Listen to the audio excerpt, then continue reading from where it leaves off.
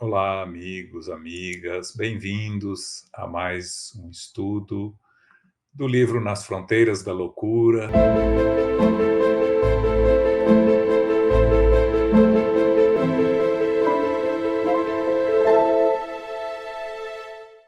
Mas antes de começarmos, vamos elevar nossos pensamentos ao Mestre Jesus, aos nossos benfeitores espirituais, pedindo a proteção,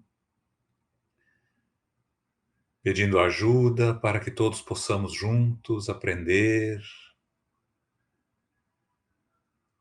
internalizar tudo que vamos receber nesse dia de hoje e que possamos, acima de tudo, colocar no nosso dia a dia a prática de todos os aprendizados.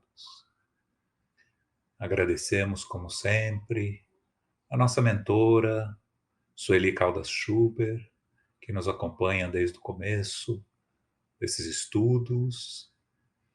Nossos agradecimentos a Manuel Filomeno de Miranda e ao querido Divaldo Franco, pelas obras que nos permitem aprender, aprofundar e elevar o nosso aprendizado moral e intelectual.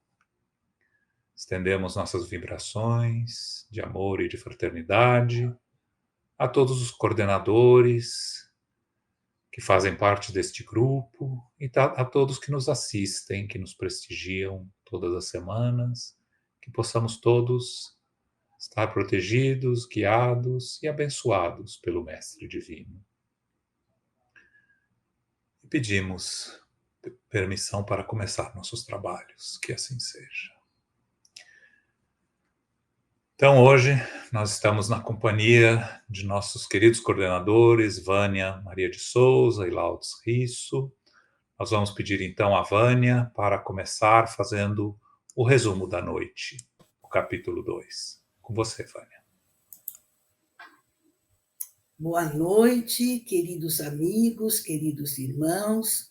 Boa noite, João. Boa noite, Laudes. É uma alegria encontrá-los, pelo menos aqui, né?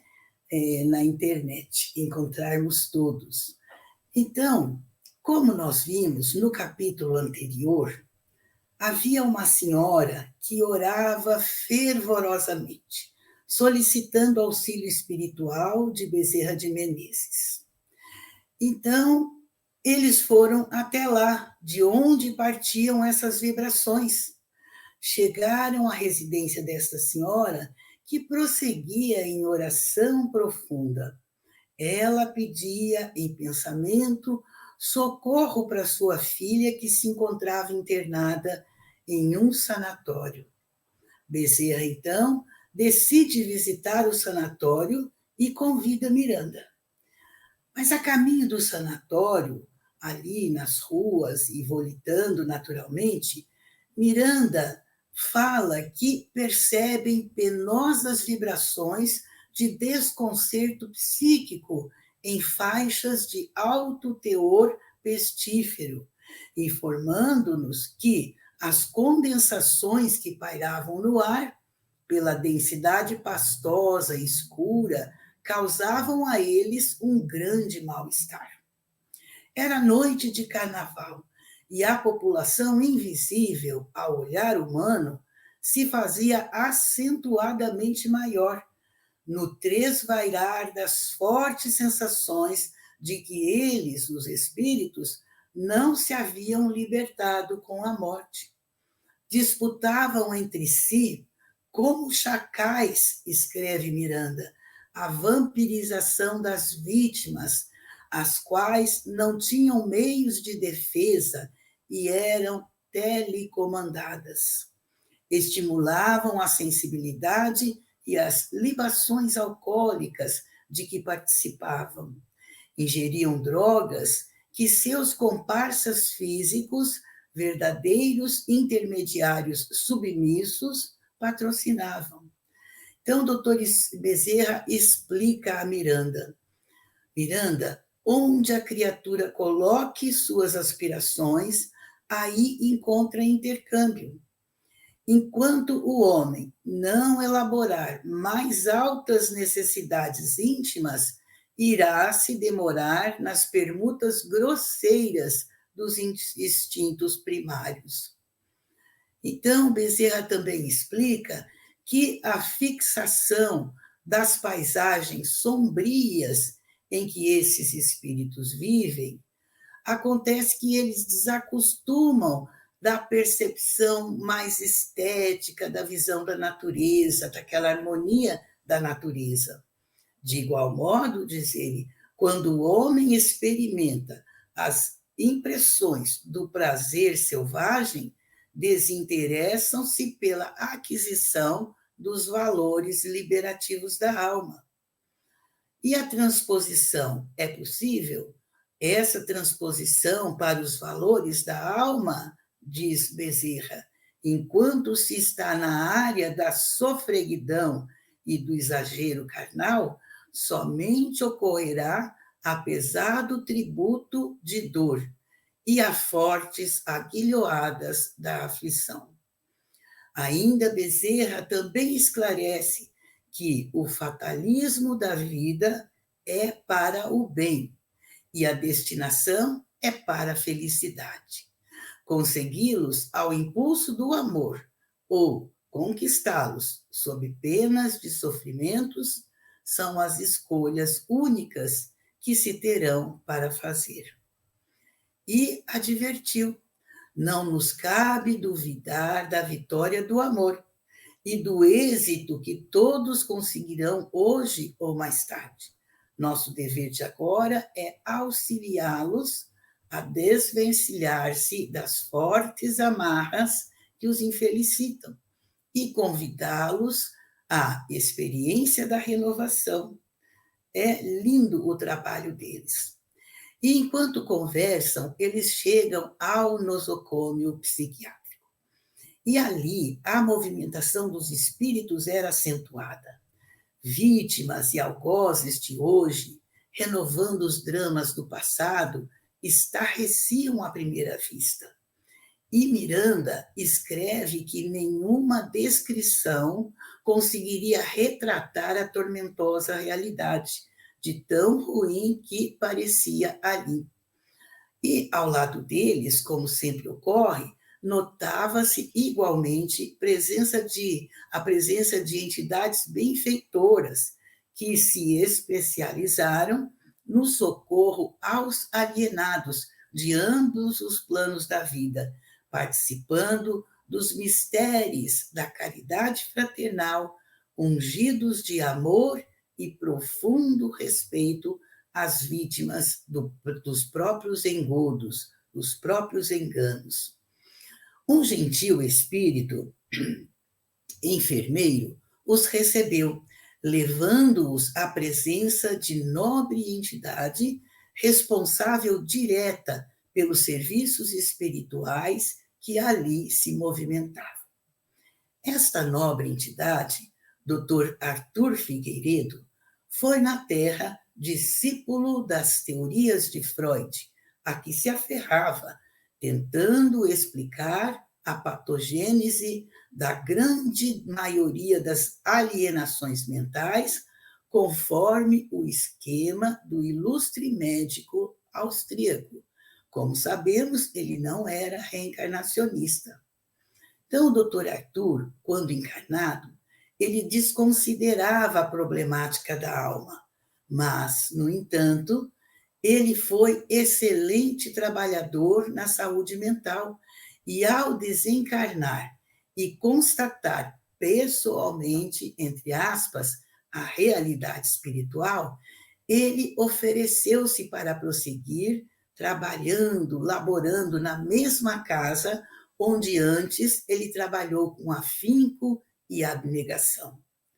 Dr. Arthur Figueiredo dirigia expressiva equipe de antigos médicos, enfermeiros e futuros estudantes das ciências da alma, que se reencarnariam com tarefas específicas neste campo. O nosocômio não se destinava apenas ao tratamento dos pacientes encarnados. A população que ali se agitava formava, assim, uma espécie de comunidade viva, onde as soberanas leis haviam estabelecido um programa de lapidação íntima para quase a generalidade dos seus membros. Então, um número expressivo deles, encarnados ou não, tornavam-se inconscientemente instrumentos da vida, fomentando o próprio crescimento e daqueles a quem afligia. Havia ali uma entidade perversa que se atribuía o direito e o dever de administrar os corretivos aplicados na comunidade, tentando combater a interferência do bem. Ganhou esse posto como conquista natural pela sua folha de serviços, assinalada pela impiedade e crueza dos métodos que aplicava em seus adversários ou vítimas. Os enfermeiros encarnados sofriam, assim, sevícias cruéis de seres impenitentes. Os enfermeiros, não, desculpe, os enfermos encarnados sofriam as sevícias cruéis de seres impenitentes de ambas as esferas de ação, do corpo, através de funcionários inescrupulosos, em sintonia com os espíritos vingativos, e fora dele também. Os desencarnados, igualmente alienados, sofriam, por sua vez, subjugações cruéis, sob tormentos inenarráveis nas mãos dos seus sicários, dos quais a morte não os libertou. A ação do bem, contudo, se fazia presente, auxiliando uns e outros, ao mesmo tempo que clarificava as mentes e apontava rumos para futuros lidadores da desobsessão e terapias psiquiátricas. Olha que interessante. Foi assim que o Dr. Arthur Figueiredo, o diretor espiritual da clínica, os recebeu afetuosamente, prontificando-se a auxiliá-los no Ministério da Caridade. Tão logo se inteirou do motivo da visita. A enferma estava em um apartamento especial, adormecida, sob alta dose de um antidepressivo. O ambiente, em razão da psicosfera geral, era irrespirável. Espíritos perturbados e irresponsáveis tomavam o recinto onde ela estava, embora não fossem necessariamente vinculados à paciente. O Dr. Arthur informou que a paciente era uma jovem senhora de 25 anos, vitimada pela irresponsabilidade moral, e ajuntou, apesar de haver renascido por intermédio de abnegada genitora, que se comprometeu a ampará-la na reencarnação atual, quando ela deveria elevar-se pelo amor e pela abnegação, ela preferiu derrapar invigilante, assumindo mais graves compromissos negativos. E esclareceu o Dr. Arthur que, quando compreendermos que o corpo é efeito e não causa da vida, quando nos conscientizarmos de que o berço é a porta que se abre para o corpo, quanto o túmulo é a que se fecha para o corpo, sem que ninguém entre ou saia da vida. Quando se estabeleçam metas que transponham os limites de uma breve existência corporal, será diversa, então, a atitude a assumir-se ante as ocorrências e as circunstâncias do dia a dia. Eu acho essa frase do Dr. Arthur muito, muito interessante. E eu vou ler só metade dela para repetir. Ele diz que quando todos nós, a humanidade, compreender que o corpo é efeito e não a causa da vida. Quando todos nos conscientizarmos de que o berço é a porta que se abre para um corpo, quanto o túmulo é a que se fecha para o corpo, sem que ninguém entre ou saia da vida. Isso é muito produtivo. Então, na sequência, o antigo discípulo de Freud asseverou: somente a visão reencarnacionista responde pela forma de uma perfeita integração do espírito no processo de ascensão. Nossa irmã Julinda, que era a moça, né, é uma prova disso. O seu drama atual tem raízes muito profundas que se encontram fixadas nas existências passadas. A moça apresentava um quadro de psicose maníaco-depressiva, com gravidade crescente. Da euforia inicial, passava à depressão angustiante, armando um esquema de autodestruição. Nenhum tratamento, sejam as duchas, os barbitúricos, o eletrochoque, produziram resultados expressivos. Então, doutor Bezerra acerca-se da paciente e, após examiná-la detidamente, ele considera: é lamentável que persista esta distância entre a terapia psiquiátrica e a psicoterapêutica espiritual. No caso em tela, tem redundado infrutíferos, se não perniciosos, os tratamentos à base dos derivados de barbitúricos quanto do eletrochoque. Então, Dr. Bezerra de Menezes menciona ali nesse capítulo as diversas correntes explicativas na Terra, né, sobre a psicose maníaco-depressiva, tanto do ponto de vista psiquiátrico, quanto do ponto de vista de uma psicose endógena, cuja causa pode se encontrar nos genes. Mas depois de explicar bastante sobre isso, ele faz uma pausa e conclui: embora alguns desses fatores estejam presentes no quadro da nossa Julinda, como estudaremos, são eles consequências de causas remotas que os produziram ao império da atual reencarnação. Seria isso, então, João? Muito obrigada.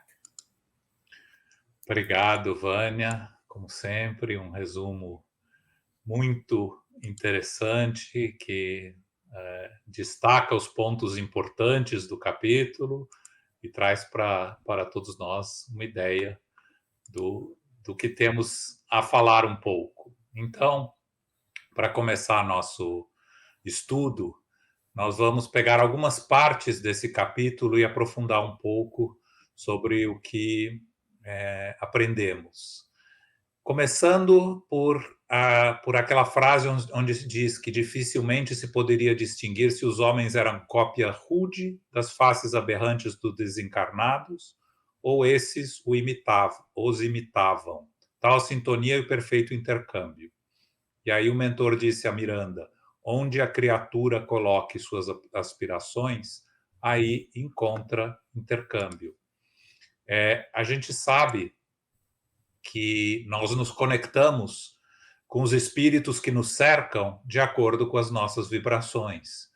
E, obviamente, numa festa de carnaval, onde as vibrações, a grande maioria das vibrações, são claramente voltadas para o prazer material, nós vamos atrair espíritos que sentem a falta dessas sensações que eles tinham quando estavam encarnados. Kardec, na Revista Espírita, num diálogo com o Espírito São Luís, em fevereiro de 1859, ele pergunta se os espíritos do mundo espiritual também têm paixões. E São Luís responde: sim, como espíritos têm paixões conforme a sua inferioridade. E aí Kardec continua, mas como então entender a situação de espíritos desencarnados que relatam determinadas sensações que parecem evocar paixões terrenas? Muitos se queixam de fome, sede, tormentos sexuais, ou se ligam a indivíduos viciados em tóxicos ou jogo, como se absorvessem energias liberadas pela experiência do vício. Nas obras de André Luiz e de Manuel Filomeno de Miranda, a gente vê muitos casos de espíritos que se associam a indivíduos que se deixam levar pelas imperfeições morais, sejam de bebida, de sexo, de outras imperfeições que carregamos todos nós. E Kardec nos fala no Livro dos Espíritos que são entidades que viveram intensamente os prazeres da corporeidade e conservam fortemente as impressões terrenas, que quando partem da Terra, principalmente os que tiveram paixões muito intensas, eles são acompanhados por uma espécie de atmosfera, e que o espírito que não tem mais um corpo físico se ressente durante um tempo, até ele conseguir se libertar, da impressão dos laços que os uniam. E aí eles sofrem, às vezes no mundo espiritual, muito mais do que a realidade. Então, o que eles experimentam quando se lembram do seu corpo é como se eles tivessem a impressão que a gente tem quando se tira um casaco e se tem a sensação de que se está vestido. Então, esse é um recado importante para nós também, no nosso dia a dia, onde temos que tomar cuidado com nossos pensamentos e ações, porque a escolha das companhias que nós temos são feitas por nós, são feitas pelos nossos pensamentos e pelas vibrações. Obviamente, somos espíritos imperfeitos.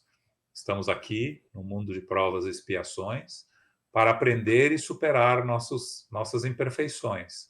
Mas o primeiro passo é o reconhecimento da imperfeição, aceitá-la e entender a melhor maneira de combatê-la, porque assim vamos conseguir afastar esses espíritos que se acercam de nós. Um pouco mais para frente, o mentor fala para Manuel Filomeno de Miranda que, da mesma forma, experimentando os homens as impressões do prazer selvagem, desinteressa-se da aquisição dos valores estéticos e liberativos da alma.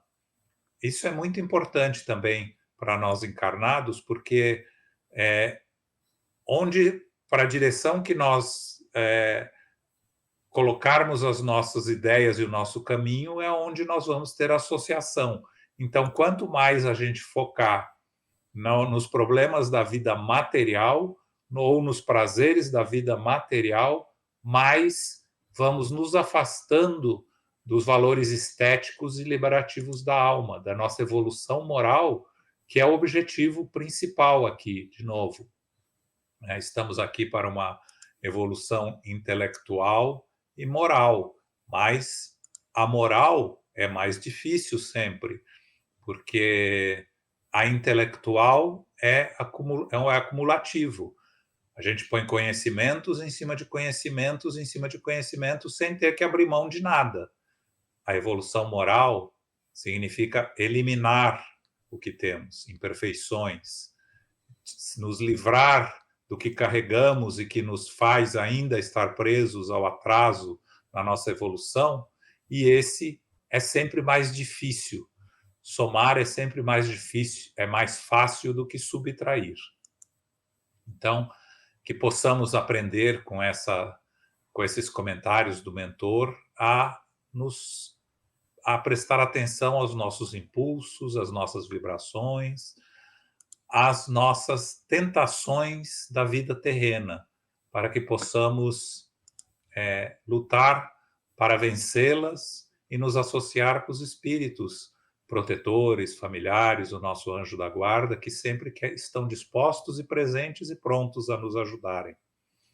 Divaldo uma vez nos explicou que quando você tem um pensamento negativo, tentar combater o pensamento é mais difícil do que levar o pensamento até o fim e mudar de pensamento. Porque enquanto a gente tenta combater o pensamento negativo, a gente não sai dele. Se a gente leva ele até o fim e continua mudando a nossa faixa de vibração, a gente se livra mais facilmente desses pensamentos negativos. Então, é uma boa lição para todos nós.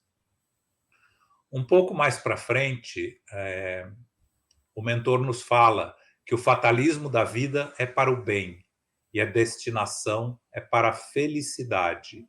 Consegui-los ao impulso do amor ou conquistá-los a pena de sofrimentos são escolhas únicas que se terão para fazer.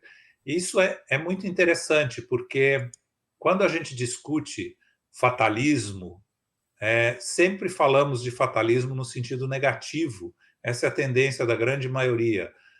Está fadado a acontecer algo negativo.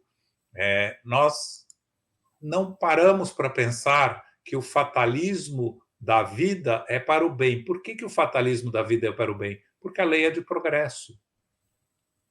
Então, Emmanuel é perguntado no livro Palavras do Infinito se está o ser humano subordinado ao livre-arbítrio ou à fatalidade. E Emmanuel nos responde: o homem está subordinado ao seu livre-arbítrio, mas sua existência está também submetida a determinadas circunstâncias de acordo com o seu mapa de serviços e provações na Terra.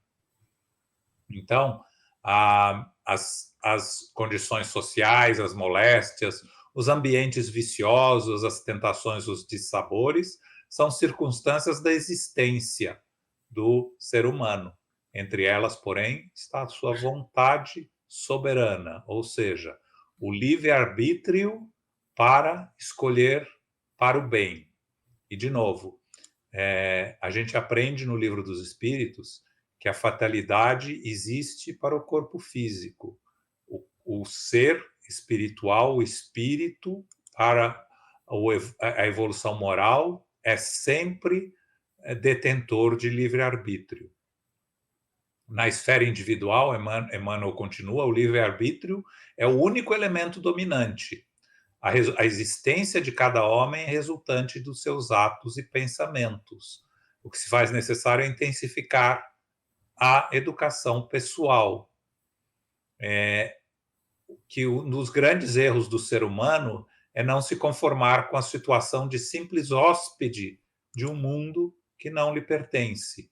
Nós fazemos constantemente essa confusão do ter e do ser. Tudo que temos na Terra, na verdade, nos é emprestado. Nada daqui vamos levar das nossas posses materiais. Tudo que tivermos adquirido moralmente, vamos levar conosco e vamos continuar a nossa evolução. Então, Emmanuel nos fala que se nós reconhecêssemos quanto é passageira a nossa permanência na Terra, com certeza evitaríamos a influência do egoísmo e não prenderíamos nossos corações ao cárcere dos desejos inconcebíveis, que são as causas dos nossos sofrimentos. Kardec, na questão 851 do Livro dos Espíritos, continua, falando de fatalidade, que a fatalidade existe unicamente pela escolha que o espírito fez ao encarnar desta ou daquela prova para sofrer. Escolheu, instituiu para si uma espécie de destino, que é a consequência da posição que se acha colocado. E ele ressalva: falo das provas físicas, porque no que diz respeito às provas morais e tentações, o espírito, conservando o livre-arbítrio quanto ao bem e ao mal, sempre é senhor de ceder ou de resistir.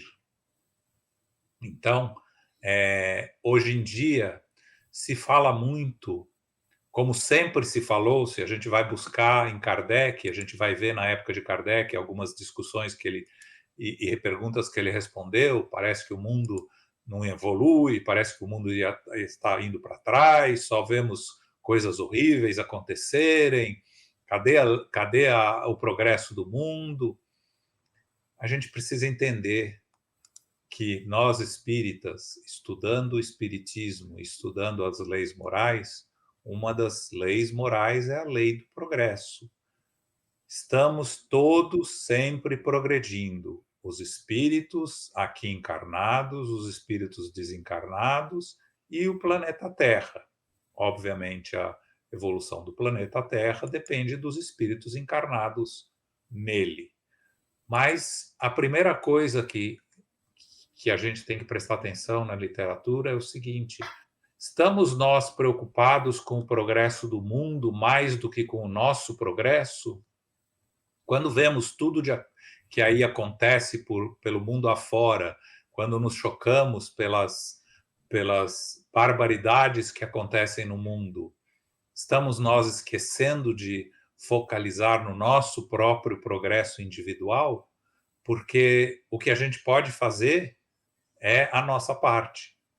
O que acontece no resto do mundo, a gente pode influenciar no nosso pequeno alcance, nos nossos atos, no nossos, na caridade ao próximo, lembrando sempre que fora da caridade não há salvação, mas o que acontece num ambiente macro do mundo, a gente não tem muito controle. Se a gente fizer a nossa parte, a lei é do progresso. Sabemos que Jesus está no leme, que o governador do planeta entende exatamente o processo de progresso dos seres humanos e do planeta. E nós queremos entender alguma coisa que está fora do nosso alcance.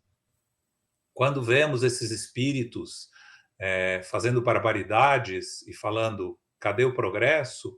Nós temos que nos lembrar que existe uma troca de espíritos encarnados, que uma das características da transição para o mundo de regeneração é a última oportunidade para um grande número de espíritos terem a última reencarnação aqui na Terra e provarem que ainda pertencem a esse mundo e que, se não mais pertencem aqui, na desencarnação deles vão ser levados em grupos para planetas menos evoluídos, para mundos menos evoluídos. Mas aqueles que conseguem ainda acompanhar a evolução do planeta terão outras oportunidades aqui. E nós temos que nos lembrar também que quando a gente fala desse chamado degredo da Terra para planetas menos evoluídos, são espíritos endurecidos, espíritos que focam no mal. Não estamos falando dos espíritos que momentaneamente seguem aqueles que fazem o mal por ilusão, não porque eles são assim, mas porque eles não entendem ainda o melhor caminho. Não tem a maldade como uma característica principal. Esses espíritos vão ter outras oportunidades aqui na Terra. Os espíritos que não terão outras oportunidades são aqueles que têm o prazer em prejudicar os outros, o prazer em fazer o mal.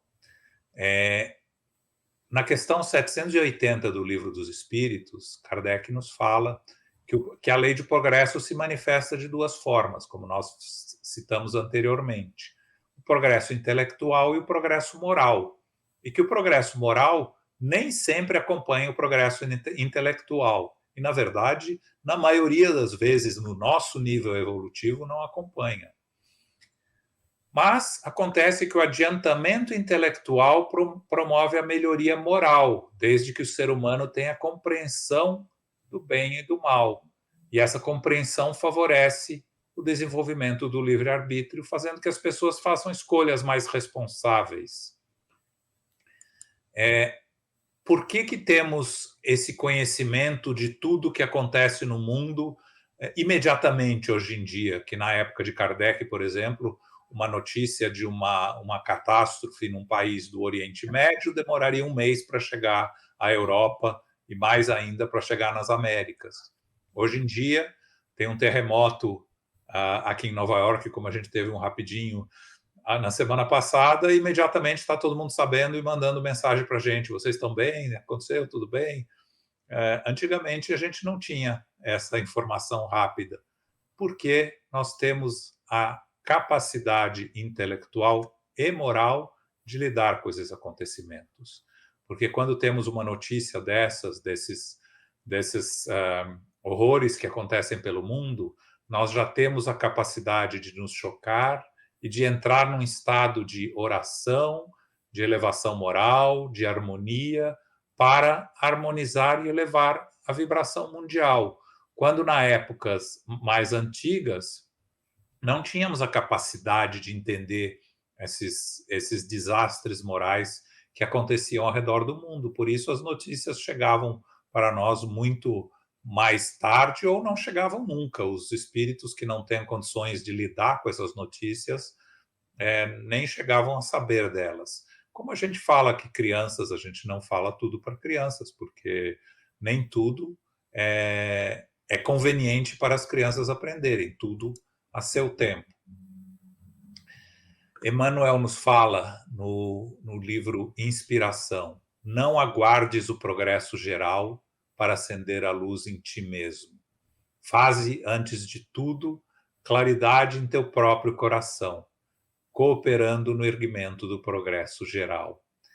Essa então é a mensagem que a gente tem que saber quando nós estamos preocupados com o que acontece no mundo. Vamos nos preocupar com o que acontece conosco. Estamos nós fazendo o nosso trabalho? Estamos nós fazendo o esforço para nos melhorar moralmente e intelectualmente? Porque se nós estamos realmente fazendo esse esforço, controlando o que podemos controlar, influenciando aonde pudermos influenciar, fazendo a diferença na vida daqueles que podemos fazer a diferença, o resto do mundo, onde não temos controle, tenhamos fé em Jesus, confiança no governador do planeta, porque sabemos que tudo vai se encaixar no momento certo, na hora certa, sem nos preocuparmos se vai ser nessa encarnação nossa ou na próxima. Nós sabemos também que é nossa responsabilidade preparar um mundo melhor para os que vêm depois de nós e também preparar um mundo melhor para nós mesmos, para quando voltarmos à Terra nas nossas próximas encarnações, possamos encontrar o resultado do trabalho que nós mesmos estamos fazendo agora e que nos propiciem uma vida mais de aprendizado e com condições mais propícias à continuação da nossa evolução moral e intelectual. Esses, então, seriam os comentários que a gente teria para hoje.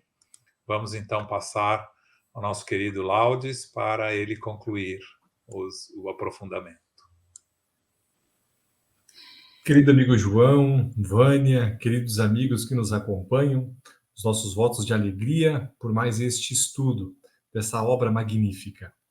E procurando manter, então, a harmonia e a sintonia dos pensamentos que estamos evoluindo com relação à construção deste capítulo, eu gostaria de ressaltar alguns fragmentos também dos trechos que o Dr. Bezerra de Menezes nos apresenta. Ali, no nasocômio, poderíamos estar em uma escola viva da dor, lições vivas de dor.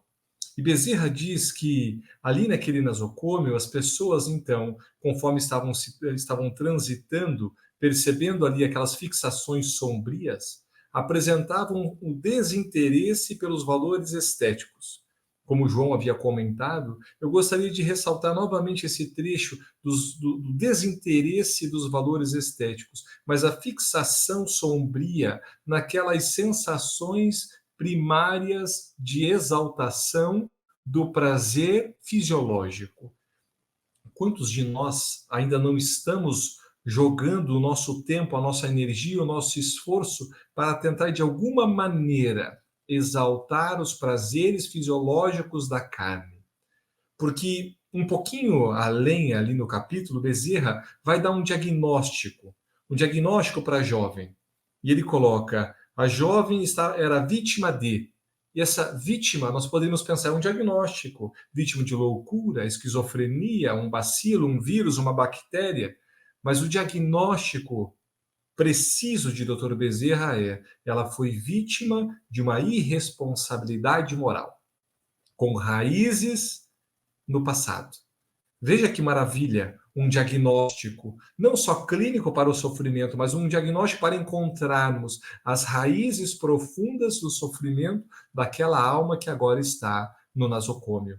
Internada, sofrendo, necessitando não só da terapêutica corporal, fisiológica, mas também a espiritual, e nos trazendo a claridade dessas dualidades para podermos entender a complexidade aonde nós estamos inseridos. Nos diz que, um pouquinho à frente, tratando-se de um desvio patológico cicloide, ou seja, mantendo aquelas curvas, sempre uma evolução caindo no mesmo ponto, sempre uma pequena evolução caindo no mesmo ponto, como se não houvesse aquela renúncia daquelas algemas que fazem com que a criatura voltasse a gravitar perante aos seus vícios, a sua inferioridade, no mesmo ponto, na mesma pedra de tropeço, no mesmo desvio de conduta, sem atentar-se que, passo a passo, caindo nos mesmos empecilhos do caminho,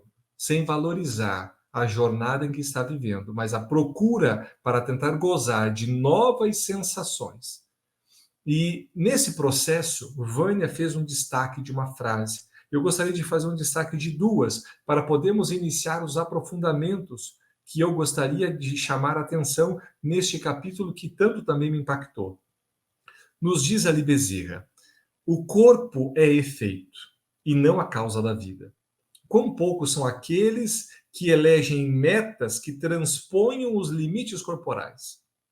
Essas seriam as duas frases para nós atentarmos no dia de hoje, nas minhas reflexões que gostaria de compartilhar. O corpo é efeito e não causa da vida. Quão poucos são aqueles que se dispõem de metas que transponham os limites corporais. Então, para as reflexões, eu me aprofundei um pouquinho mais num livro chamado Vida, Desafios e Soluções, da obra de Divaldo, na inspiração do espírito Joana de Ângeles. E nesse capítulo 5º, que está o significado do ser integral, ali a benfeitora faz uma divisão, para que pudéssemos entender a respeito da dualidade sobre as metas do ser, do ser real, do espírito, um sentido, um significado do ser existencial. E é tão profundo porque vem numa harmonia plena sobre as questões estéticas e morais. Porque falamos há pouco, desinteresse estético e responsabilidade moral. Vejamos, a estética e a moral. Os dois pontos aonde a própria benfeitora também nos traz as reflexões neste capítulo, no capítulo 5º. E ali nós vamos pegar da seguinte forma. Quando nós estamos falando a respeito de uma avaliação do ser integral, nós precisamos considerar as questões fisiológicas, o corpo físico. Avaliar o corpo físico nas suas múltiplas complexidades, não só dos valores fisiológicos, dos prazeres, das sensações que o corpo físico irá nos proporcionar, fazendo com que o espírito ganhe e goze de experiências, vivências, oportunidades através de conduta, sensações, hormônios. A parte fisiológica merece sim ser avaliada, mas se formos avaliar um corpo físico unicamente a respeito do processo da formação hereditária, do aglomerado de células, deixaremos ali uma grande parte sobre o processo existencial da sua realidade.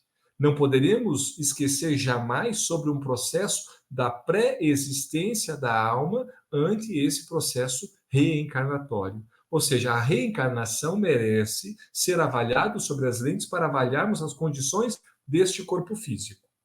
Esta é uma das primeiras pegadas para podermos avaliar a fisiologia desse corpo, porque ele pode vir marcado, deformado, limitado de tantas formas, considerando as jornadas que nós tivemos em múltiplas existências.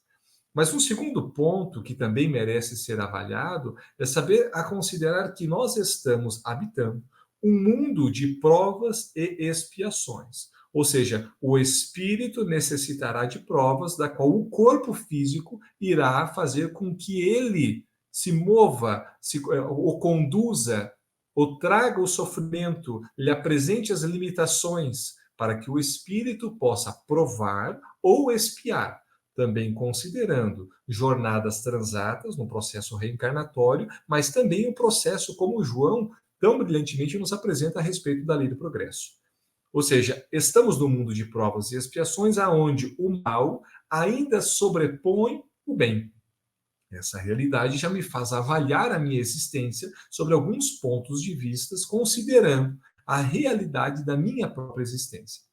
Mas, quando vamos avaliando as questões fisiológicas, antigamente havia um processo da filosofia estética, depois a estética moderna.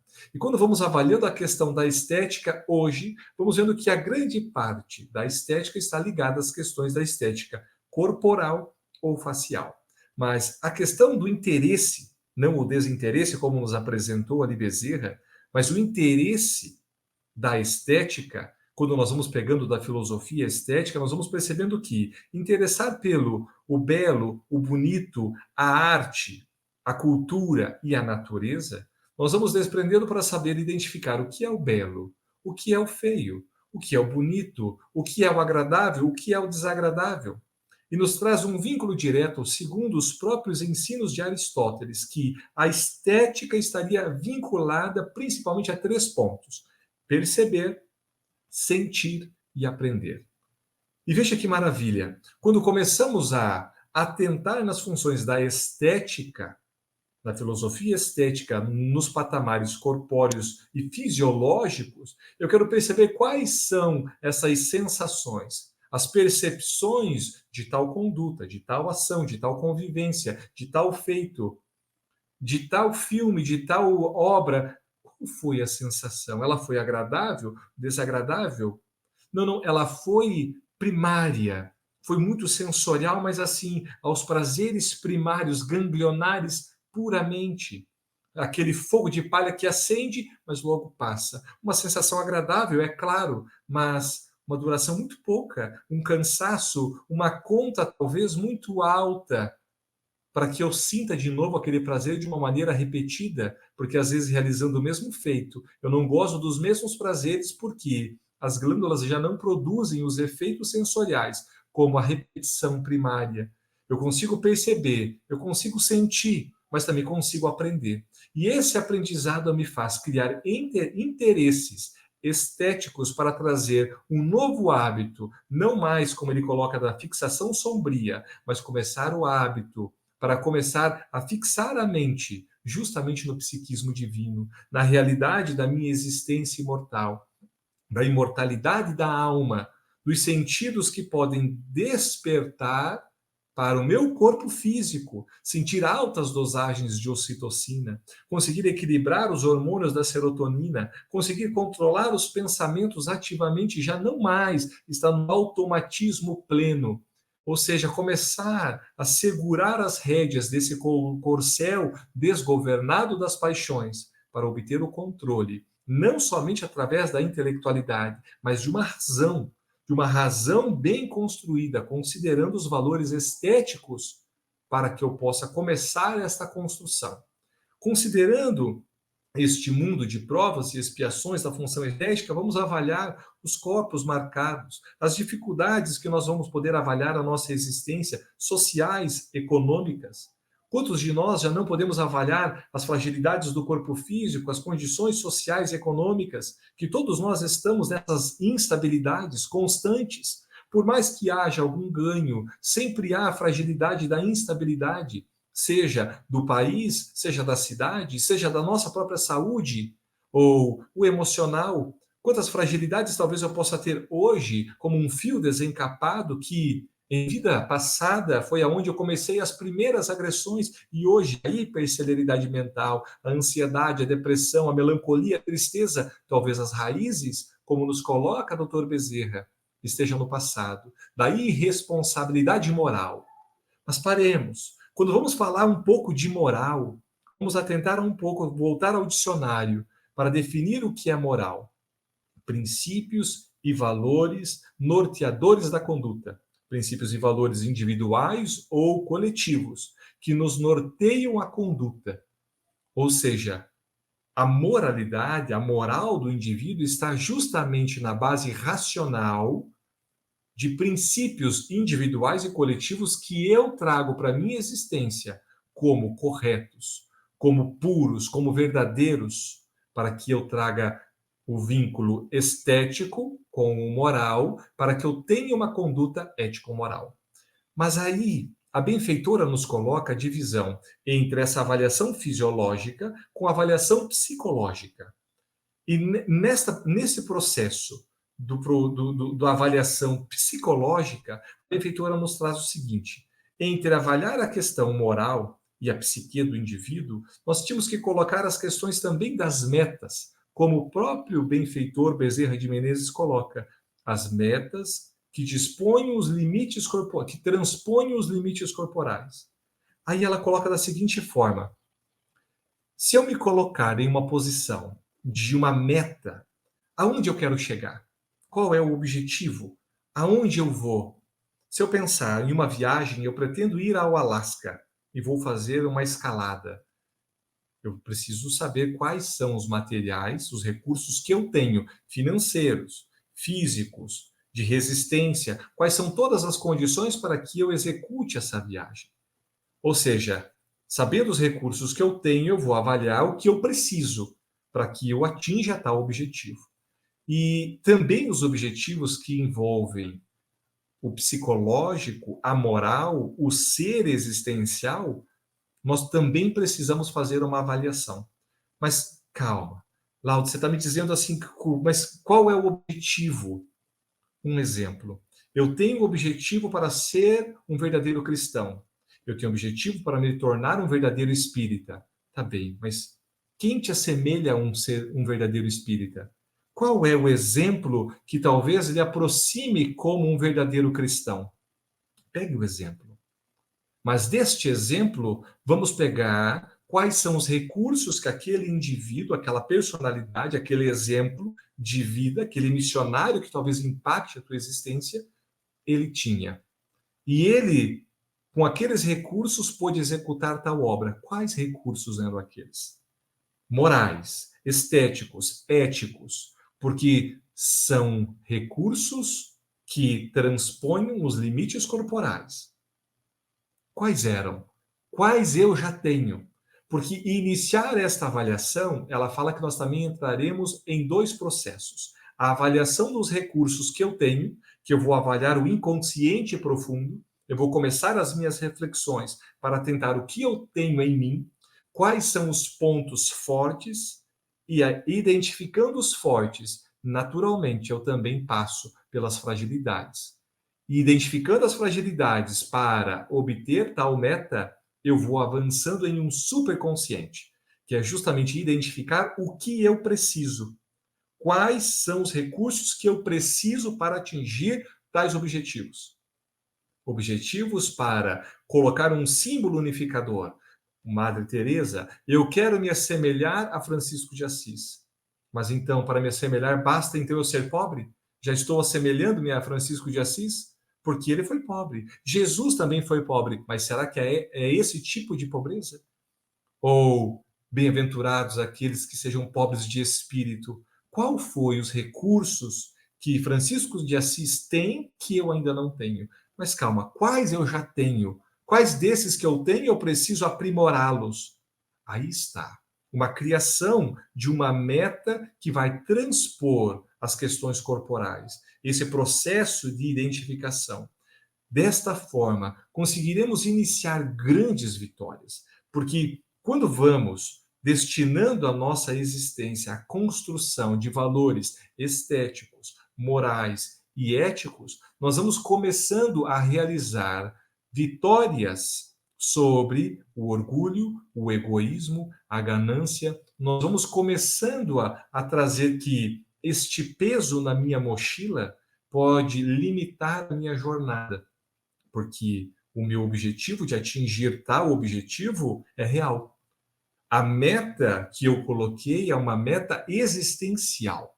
Talvez eu não suplante completamente, eu não atinja o objetivo pleno nesta, porque me coloquei a um ponto muito alto de objetivo, mas não quer dizer que eu já comece a escalada. Eu vou 5.000, volto 1.000, vou mais 3.000, volto 1.000, mas eu vou escalando.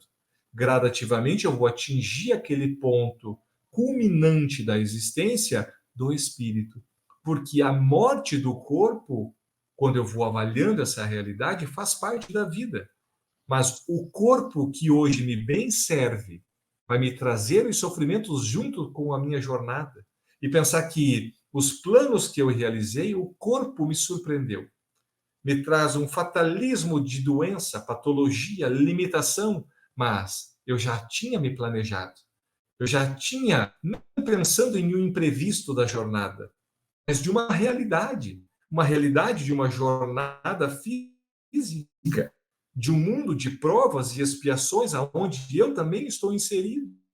Conquistar este conhecimento nos faz criar metas que transponham a matéria e elevem o nosso espírito à conquista dessa realidade. Quando conquistarmos estas metas e começarmos a construir os seus objetivos, iniciaremos as conquistas reais. Porque já não mais teremos o medo da morte. Já não mais teremos o medo da doença. Já não mais teremos o medo ou o receio do envelhecimento. Saberemos que o envelhecer do corpo é uma naturalidade. A gravidade nos atrai ao centro, ou seja, tudo vai cair.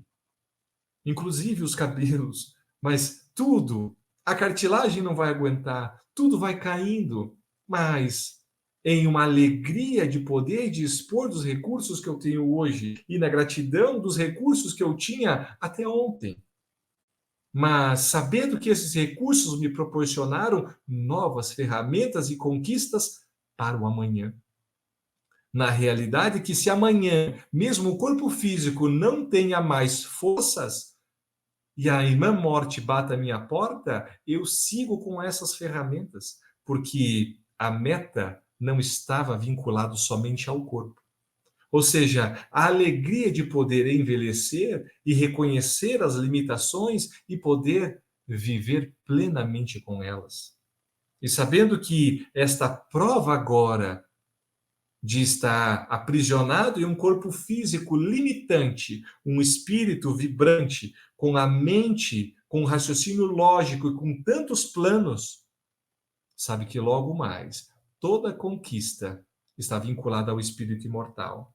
Já não mais teremos o medo da pobreza, sabendo que a pobreza real é aquela interior e nós estamos muito longe dessa pobreza. Estamos conquistando os valores reais, estamos conquistando o conhecimento da realidade da alma.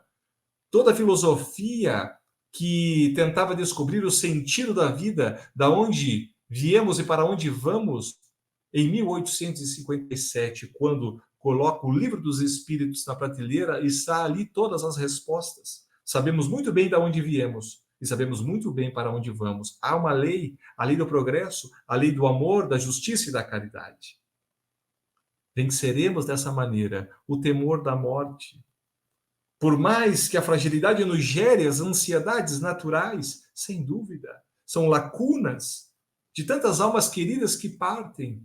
Mas da mesma maneira, quando nós formos partir, também uma lacuna da saudade, daqueles bons momentos. Mas quando a razão estiver sustentada pela estética, pela ética e pela moralidade, poderemos não mais cair nestas artimanhas, nessas telas mentais de viciações, para tentar fazer com que as viciações da mente façam com que o meu corpo automaticamente me cobre doses novas, satisfações novas, prazeres novos, para fazer com que o meu corpo usufrua o máximo, como o ego doentio, exaltando os prazeres, reduzindo dores, esquecendo que a jornada aqui não é corpórea, é espiritual comandando um corpo físico transitório. Penso que dessa forma apresento as reflexões que para mim me fizeram tão bem para aprender um pouquinho mais sobre essa maravilhosa doutrina. Espero de alguma maneira ter gerado reflexões da mesma forma que o capítulo trouxe para mim. Seriam essas as reflexões. Obrigado, Laudes. Excelentes reflexões, tanto aprendizado nesse capítulo, tanto aprendizado nesse livro também. Convidamos então a todos para que possamos nos reunir na próxima semana para o estudo do capítulo 3. Agradecemos a Vânia, agradecemos ao Laudes pela participação. Pedimos então a que todos tenham uma semana de muita luz, muita proteção, e que possamos todos nós nos reunir na próxima semana para continuar esse maravilhoso estudo. Que Deus nos abençoe e nos proteja.